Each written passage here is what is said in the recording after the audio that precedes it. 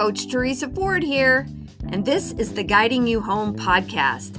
This is a thought-provoking and often humorous approach to moving you closer to the only one who can genuinely help you live a life of abundance and prosperity. Sound good?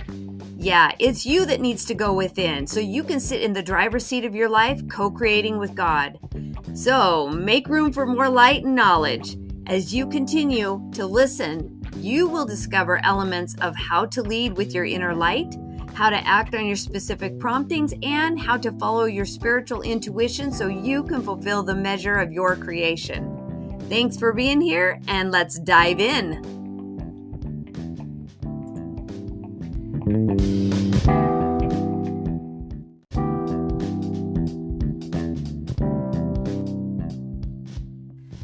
Hello. Here we are, ready to tackle another topic. So how's your life been? I would love to hear about it, because when I have information about what you need, if you have a topic that you're like, help me figure this one out, I am more than happy to do that. You can always email me at teresafordcoaching@gmail.com. But today we are going to talk about the fear of abandonment. Yeah, I know it's a tough one, because the fear of abandonment can turn into an addiction. It's an addiction to a problem you think exists, but it doesn't. Oh my goodness. Unraveling this one, like, it's taken me, like 56 years to figure out. And it's just now that I am figuring out what my triggers are and when I am being triggered. Like, I can catch it now in the act of happening. And it is one of my favorite things, because there is nothing more exhausting than a trigger cycle, like a trauma cycle, an abandonment cycle. And when we think we're going to get abandoned, I mean, that trigger is immediate. It's immediate. Like, we go into fear mode. There's no love. Love is nowhere to be found. Faith gone out the window. Trust, belief, who needs them? Like, we're just going to go after the drug. And the drug is trying to manipulate and control people around us so that they won't abandon us, because that's our worst fear. So where does this come from? Let's spin the wheel and go back in time, because it started at birth. It started way back, like somewhere in your past. There was a moment, probably early on, before you ever had words, and certainly before you ever had emotional maturity to understand what was happening. You witnessed or felt the effects of someone abandoning you emotionally. And that is a tough one, because we're like, I don't even know what just happened. We're just little kids trying to play tag on the playground, or, find our binky on the floor. And we're just crawling around and trying to have a good life. And we realize that the people around us, their voices have changed. They're upset, they're angry, and we don't process that because we didn't come out of the womb upset or angry. We're just, we cry if our diaper needs to be changed, or if we're hungry, and we're like, this is life. This is and we're happy in between. We communicate when there's a problem, and we show satisfaction when there's not. And so playing with an unreasonable emotion in the middle of having a happy day can teach us, can condition us, and based on who we are, if we're a super sensitive child, or if we're a serious child doesn't grab onto that idea that somebody's mad at us as much as a sensitive child will, that somebody is mad at us because we weren't good enough. We didn't smile enough, we didn't crawl fast enough, we didn't do something right that made them unhappy, when it couldn't possibly be. But unfortunately, some of us had parents that were not equipped to be parents. There is no handbook for parenting, at least there wasn't back then. There's a lot more information now. But if you were raised with somebody that was riding the struggle bus, there's a good chance that they let you know that they were unhappy, and if you would just smile a little bit more, or be funny enough, or do something different to earn the smile, you also would be satisfied, and you were able to overcome the problem. You were able to fix it. Unfortunately, there's something called emotional incest, and that is where there's a role reversal, where the child is not allowed to be the child, but the child actually has to solve complicated adult problems because the parents refuse to take emotional responsibility for that. So if you have been given that kind of responsibility as a child, there's a high likelihood you're continuing to battle that one because there is an underdeveloped child in you from that time that you should have been nurtured and, nurtured and valued and loved completely. Like that should have been you back then. But instead, they were all in turmoil, they meaning the grown-ups, and it was your job. Like, you didn't put your shoes away, or you didn't, you weren't helpful before that you knew that they needed your help, or like something else was going on and you were the reason they were having a bad life. So when that kind of emotional transfer happens from an adult who's not taking emotional responsibility for their unhappiness or their pain or their addictions, and it's put on you, and you're the one that's doing the dishes and getting your siblings ready for work or ready for school, or that you're the one that needs to be quiet and remove your footprints from the earth in order for your parents to be happy because they didn't want you in the first place. Like, when those kinds of things are going on, it's even harder to kick this habit, this addiction called fear of abandonment. Now, if your circumstances weren't that extreme, but there was a relationship you thought was going hunky-dory, and then you got blindsided that suddenly they were cheating on you, or they broke up with you. Like, there was something going on that brought that kind of relationship into your life, and there's a reason why you were blindsided by it. So if you're aware that you have a fear of abandonment, and then you find yourself controlling and manipulating outcomes, meaning the people that you think are going to do the abandoning, whether it's getting fired from work, or maybe it's not even being able to get a job, you get rejected on every interview. Maybe it's a relationship that you attracted when you thought you were in love, but it was actually the premise is I'll be whatever you need me to be so you can be happy, and they just loved it because they didn't have to do a lick of work of bringing something to the table and into the relationship. Instead, they were just like, hey, if you want to be what I need you to be, we're good to go, right? That's probably a narcissistic relationship that you jumped into, and that's probably biting you in the butt. These kinds of things we attract because we're living by the premise that we, internalized as a child, that we have to try hard to be loved, that we have to earn someone's validation of us, that we are dying for words of approval, and we'll do whatever it takes. We'll bow low enough, we'll substrate ourselves on and prostrate ourselves on the ground and sacrifice what we want for what they want, and there's no return on it. Like, there's no equal giving and taking. It's just you're trying to get something that's not being offered. They're not offering you words of affirmation. They're not offering you time and touch. They're just refusing to give you things, give you what you need. Well, that is a big red flag that you're in a relationship that is perpetuating the fear of abandonment. Because at any moment, this person, you put all your eggs in their basket, or this job, the situation, that what you do is your full identity, that you'll do anything. You'll sacrifice a good life, a healthy balance in your life, for self-care and time off for the job.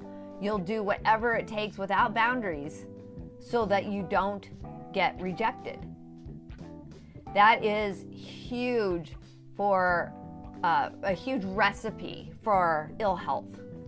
Like, your thoughts are just always shooting at the problem. It's like, I got to prepare myself. I got to be ready so that I don't get blindsided by what they're going to think of me, or they're going to say about me, or they're going to, how they're going to judge me.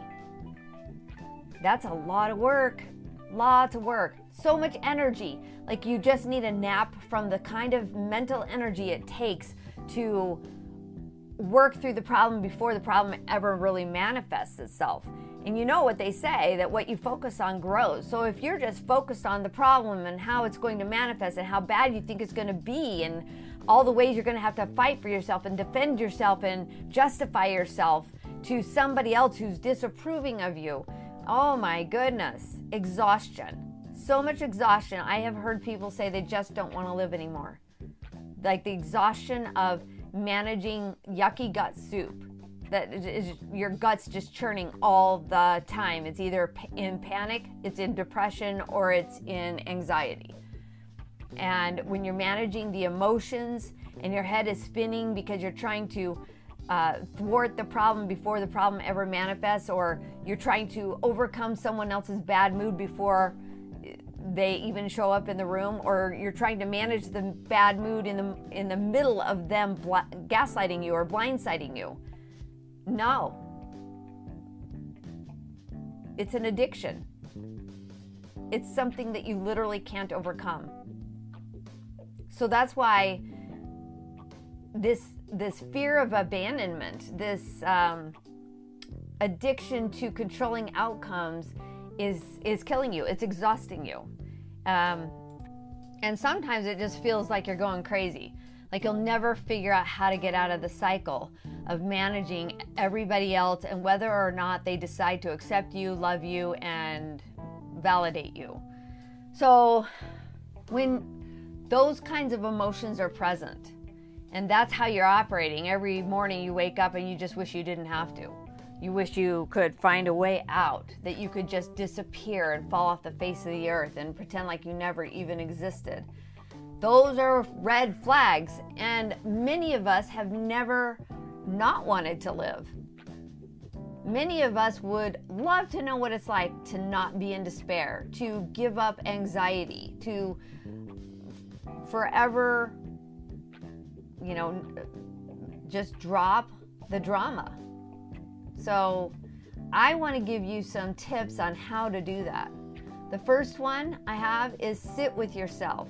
So I went on this journey when I was like, I think I need a divorce. I think my life is falling apart. I feel like I'm coming unraveled and that I'm gonna die. It was December 25th of 2010, and I was pretty sure that on the new year, January 1 of 2011, that I was gonna die. I just couldn't see my life beyond it. And that was a big red flag for me. It was like, I can't care more about other people's problems anymore. I can't worry about whether they accept me or don't accept me, or judge me, or if they're even going to see my value or see me and who I am and that my gifts and talents matter. Like, I wanted other people to do that for me, and it just wasn't getting me anywhere. So I sat down with myself in a quiet spot, tears running down my face. There was so much grief and loss around it because I was going to have to give up everything I had ever known in order to find the new me. Like, that was the level that I was at, and many of us have done that, and many of us need to do that, because sitting with yourself is something that we've never done. We've never gotten quiet enough to just check in. It's like, is it all that bad? Am I all that wrong? Am I so off from everybody else that I couldn't be loved like everyone else? Or that, everyone else is a really big comparison, but it seems like everyone else has the love and you do not, right? That's the fear of abandonment. That's how you know. And when you're triggered, you try and run away. Like when you can't find the exit because it's just all coming crashing down on your head, you just want to run. You want to disappear and you want to remove yourself from the earth. Those are despair trigger responses to the fear of abandonment. So there's the fear of abandonment that sometimes we can take personal responsibility for, and we're like, okay, I have to not care if that person decides not to associate with me anymore. I have to not care because I have to trust that there is something else going on that is going to shift me in a better direction and put me around better people, that I can choose better for myself. There's that idea that's sitting around in there, but until you sit down with yourself, you can't clear the clutter. You can't get clear on that idea that the best place for you to be is in the pit of despair, because there's no place to go but up. It's trying to teach you a lesson about what you don't want so that you can go towards what you do want. So when you sit with yourself, you have this, it may be very uncomfortable moment of, but I'm suddenly lonely. I feel abandoned already, because I removed myself from the people I was fearing would abandon me. Not necessarily physically, like you might still be in the same house, but you might be in a quiet room, which is removing yourself, because most of us who were very dependent on other people's opinion of us didn't like solitude.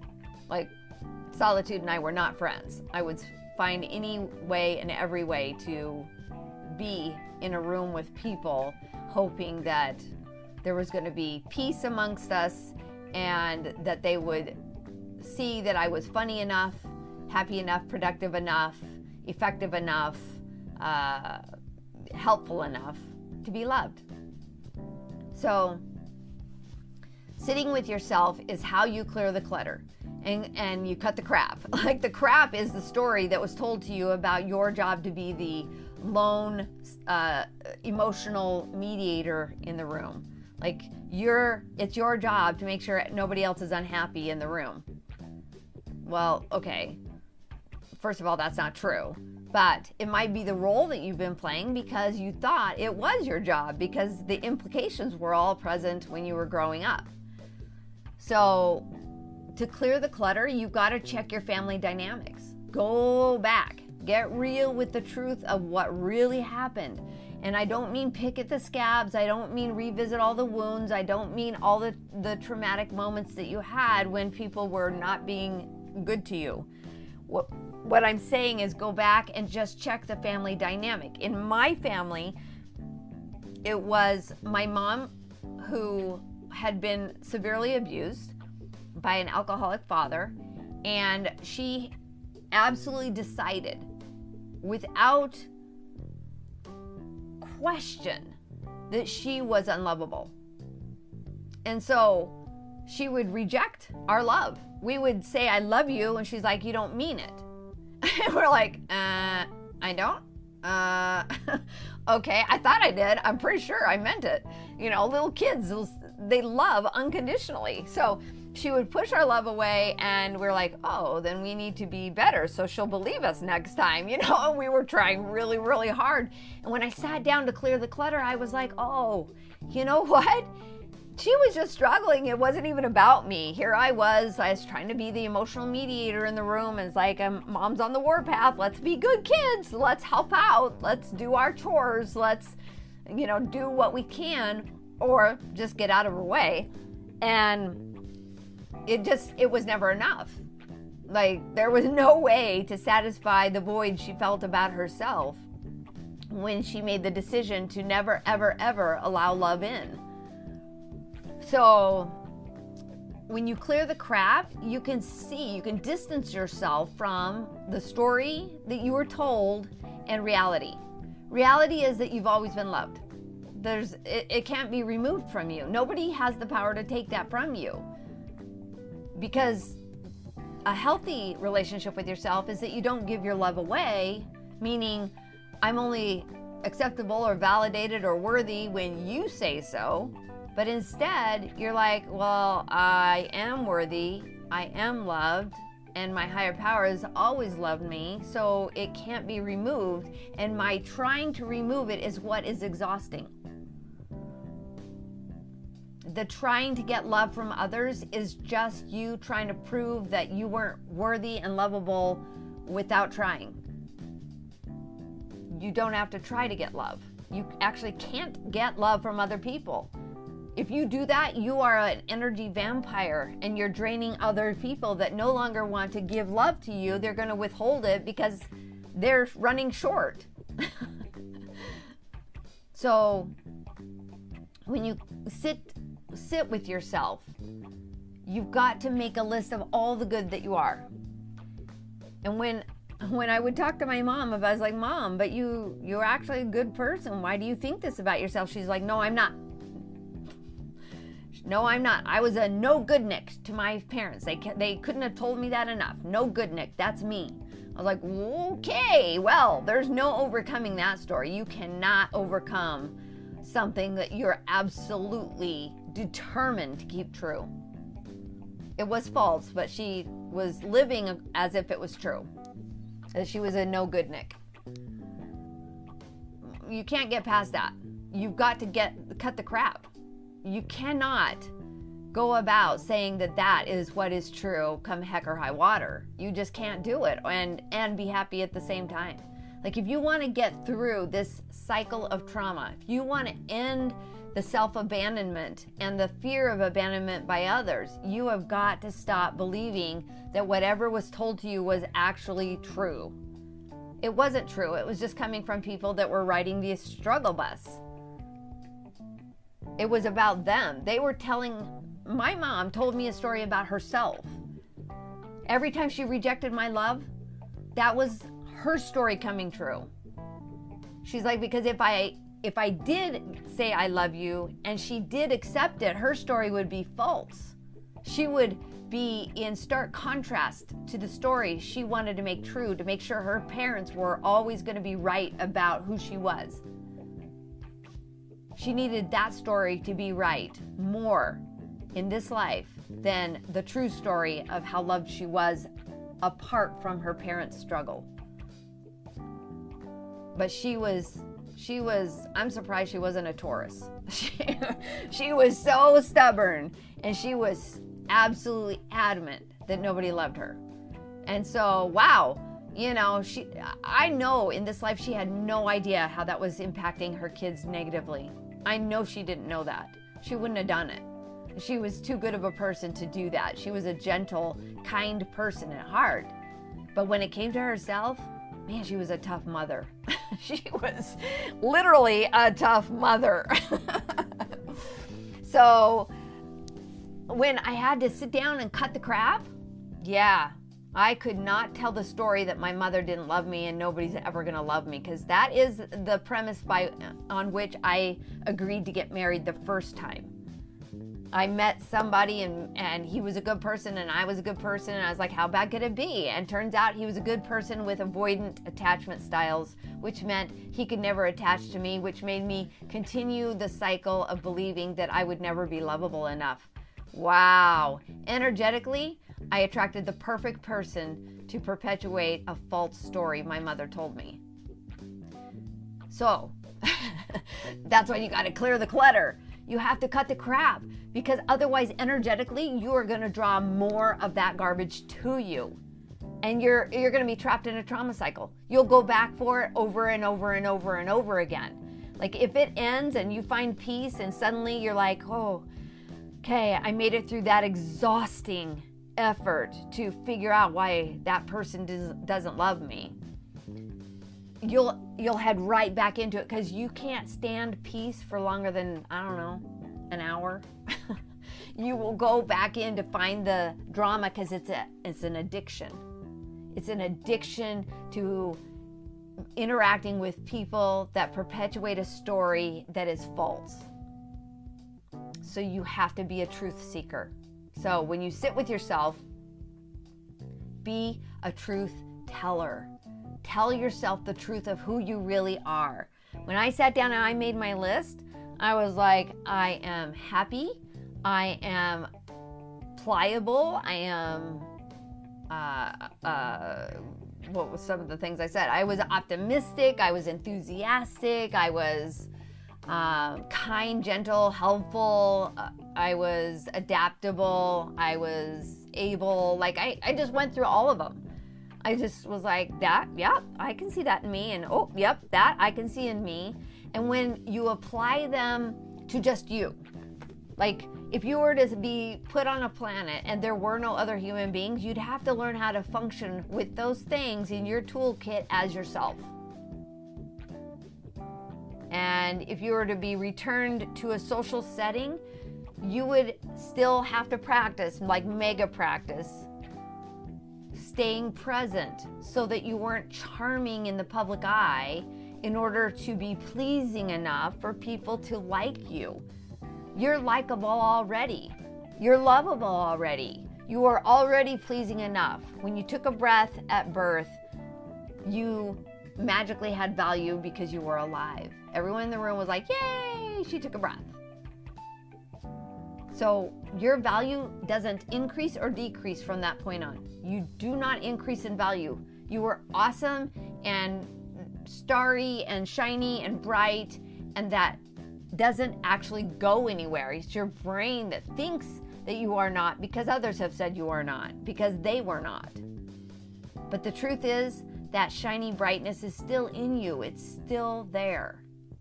And it's your job to find it, acknowledge it, and own it as your own. Okay?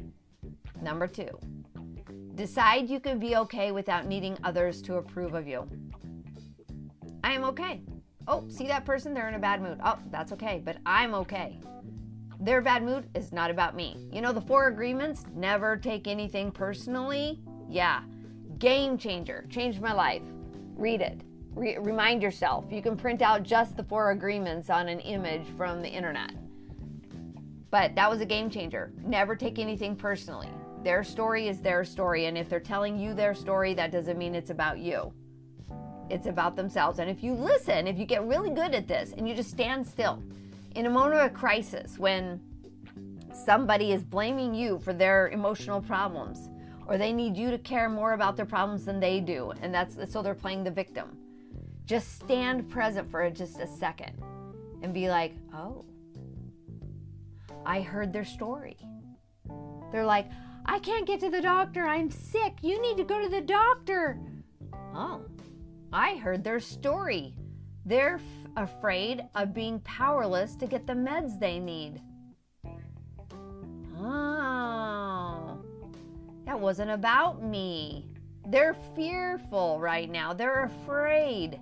They feel helpless to help themselves. Got it. It's not my job to know they needed meds ahead of time. It's not my job. They're unhappy they don't have the meds they need. That's not my job. I'm all right. And that's when you just stay okay. I think that's huge. Learn to stay okay without needing others' approval. So, in the middle of staying okay, your brain's going to be like, panic, panic. You're in danger. You're in trouble. You need to figure it out. Your brain's going to be on fire. And so I'm warning you of that now, to be aware of it and just notice it. It's like your brain's like, run, run, run. Do something quick. And you need to remember that you're still okay. Like, none of this can take away your value. None of this can take away your wholeness. None of this can take away your true nature, your lovability, your likability. But here's what the trigger looks like. This trigger starts out as you mirror their emotions. Well, how was I supposed to know you needed your drugs? That is you mirroring their panic. So they're panicked and they're like, I need you to panic so I can feel better about my panic, because my panic's coming from an emotionally immature place, and I need you to be emotionally immature so now we can banter and fight and come up with all the reasons why you're the reason I need to blame my immature emotions on. Yeah, that's old. That's a yucky cycle, right? So beware of your brain's need to participate in the drug of chaos. It's an addiction to mirror other people's panic or tantrum. Don't do it. Just be like, oh, I see you need medication. How fast are you? Do you have someone that can run and get it for you? When will you be able to get up and go get your meds? Can you have it delivered? Like, ask the questions, don't mirror the emotion. So some people are like, I literally can't be in that arena. I gotta walk away. And I would highly recommend you do that. That is going to be the number one way to prevent the trauma cycle of matching their energy again. And don't worry, if somebody is in that state of mind, they will find a way. They have enablers in their life that they can call. They're all on speed dial, and they can call them and whine and complain and blame and point fingers, and they have minions to do their work for them. You don't have to participate. And it's not being unkind. It's not lacking compassion. It's literally saving yourself another go around with a trauma cycle, because the way you interact with those kind of people is not healthy, and it never will be. Even if you can decide to be okay, you haven't broken those trauma patterns, and it's just the honeymoon before the divorce. You know, it always starts like, okay, I'll just help them one more time. It's going to be all right. And they will abandon you in the end. They will stonewall you and block you. That's just the pattern. That's the divorce. And the emotional energy it takes to pull yourself up out of the mire after that is enormous. It's just massive, massive, massive exhaustion all the time. You need a nap from your life. So just be aware that your brain is going to want the drug, and it's going to be like, oh, I can do this thing one more time. No, you can't. It's the drug. But the drug looks good before you take it.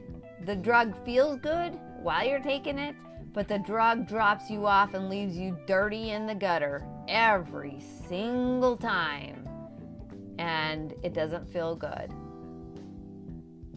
So, make sure that your brain's need for the chaotic drug of the fear of abandonment is something that you refuse to take.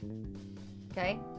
Number 3, set yourself apart from your family story. You are not your past. You cannot change the past. If you're still looking at the past and you're trying to explain or justify why you do what you do based on something that happened yesterday, a mistake you made, that somebody is holding you accountable for, that you just don't want to be held accountable. It's not their job to rub it in your face. It's your job to acknowledge, well, I made a mistake, but I can also learn from the mistake and start new today. By the way, every day is a fresh start, every single day. If you're focused on what happened yesterday, a fight you got in, drama that you were involved in, any kind of like a financial drama, a relationship drama, like it's all drama, right? It's just like something that feels heavy. It's negative, and you end up with yucky gut soup. Let it go. It was what it was. And when you come into alignment with accepting, it was what it was, I fell for that line again, I ended up being the doormat again, but it can be the last time. So when you set yourself apart from your family's stories and realize you're not the past, you can start to set healthy boundaries. Boundaries don't keep people out, they give you clarity. And if that clarity happens to be more than an hour away from them, go get that clarity. Like if you need to move your body physically, move your body physically, because your happiness is waiting on the other side. That is the reason. Your clarity, your peace of mind, a healthy life, a new start, it's all on the other side of setting a healthy boundary and saying no to the drama. Saying no to the drug and the addiction of practicing self-abandonment. The worst thing about the fear of abandonment is that we do it to ourselves. It's the self-abandonment that hurts the most. That we gave up our time and our gifts and our talents and our health for the sake of other people's well-being, and it went unappreciated, unnoticed, used up, spit on, and spit out. That is self-abandonment. When you think you owe somebody something, self-abandonment. When you're waiting for them to approve of you, self-abandonment. When you are giving and giving and giving and it's unbalanced, self-abandonment. When you self-abandon, you're just repeating a historical story that you were told as a child. Somewhere in there, whether they said it out loud or it was just implied through behavior, oftentimes nobody has to say a word. You pick up on it. How did you learn a language? How did you learn to speak? You just picked up on it. Nobody sat down and, when you were 18 months and started spelling and the and him and her in front of you. Nobody gave you an English lesson. You just picked up through context. And that is how you internalize the story of your childhood. You picked it up through context, that you weren't worthy of having a happy life. You weren't worthy of having your own space and your own boundaries. You weren't worthy of having the respect that you deserve for your own personal needs and wants. That's what you picked up. And that's why fear of abandonment has been an issue. And that's why you've also developed an addiction to participate in the trauma cycle of abandonment. But the most important thing that you can do is self-accept. That is the antithesis for self-abandonment. Be self-supporting. And honestly, nobody can love you but you. When you love yourself, you become indestructible. When you love yourself, you know that nothing coming at you, none of the fear of the world, none of the fear of people in your family can rattle you. It's like, oh, I see, you guys are all in fear. Well, I don't choose to participate in that. I am unavailable for anything but self-support right now. And self-support means that you acknowledge and own and claim the love that you are. Self-support says that you are okay being who you are, the way you are, as far as you've come to get to this place where you now are picking up a lot of those pieces of the past and putting them in their proper perspective. That is what helps develop the underdeveloped child in you over the years. It's like, oh, that one wasn't mine either. And oh, I don't feel good now. That negative emotion is telling me that my brain is telling a false story and my inner self is in sharp disagreement with it. If that's language that you're like, I don't even know what she just said, go back. My former podcast episodes all deal with this. I mean, it's almost like I'm doing an ongoing podcast episode after episode after episode about the exact same topic. I'm just saying it 10 different ways. But self-abandonment is the lack of self-support, period. So if you need more self-support, you will have to do the do the work to avoid the drug. It's no different than putting yourself in rehab. In rehab, you're isolated from the drug itself. You're isolated from the world and the environment that created that habit. And you are put in a place where you are mostly isolated with just the thoughts that bring truth and enlightenment and good feelings to you eventually. So, it's your choice. It's your life. You get to choose to participate in a trauma cycle of abandonment, or you can choose to get out. When it becomes uninteresting to be that tired, you will get out. You will find a way. And like I said, I had to extract myself from the only life I had ever known for 35 years. It was hard. There was a lot of grief, let me say that. But I'll tell you what, the grief didn't last half, not an eighth longer than the actual pain I had been in all those years for me to go on and live a life now more than a decade of self-support. And I'll tell you what, so worth it. So worth it. There is happiness and peace and harmony on the other side. That doesn't mean you're perfect, doesn't mean you don't revisit triggers. Like I said, I'm just now able to preempt my own struggle. But that's the good news, because I can now preempt my own struggle. Lots of reminders not to step in the poo. But Luckily, I'm not relying on just wearing waders anymore to not step in the poo. I can walk in normal shoes and go around the poo. So that is the good news. And if you need help with this, if you need clarity, like this can be very vague. It's not like we're solving big problems in 40 minutes here. But if you need help, you need clarity, you need questions answered, you need guidance, please let me know. I can't help unless I know what the problem is. And you can email me at Teresa, Teresa Ford, Ford, like Chevy, coaching @gmail.com. And until next time, let's get out there and get living.